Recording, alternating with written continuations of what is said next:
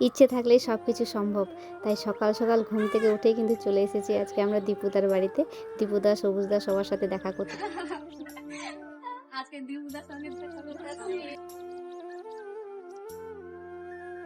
ওই রিলস বানাও এতদিন পর দুই তিনটা। দাদার সাথে দেখা হয়েছে।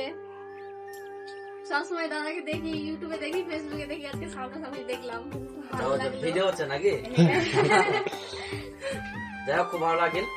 আর এভাবে সাপোর্ট করবেন, আর সবাই আমাকে সাপোর্ট করে। বসো। আমি আরেকটু সবুজ দাদা নেই, এখন বাজারে গেছে নাকি? বাজারে বলতে আসুক দাদা। গঙ্গারামপুর। আর এমনি খাওয়া দাওয়া করেছেন তো সবাই? দাদাকে চলে আসে সকালবেলা। তাহলে পরি টরি খাও। খুব ভালো লাগছে তোমার সঙ্গে দেখা করে, এত ভালো লাগছে। কিন্তু সবার সাথে দেখা হয়নি আর কি। এই সবুজটা কি এখন আসো না? ভিডিও ও তাহলে অনেক দিনের ইচ্ছা আজকে পূরণ হলো। দীপদার বাড়িতে এসেছিলাম, দীপদার সাথে দেখা করলাম, কথা বললাম, খুব ভালো লাগলো।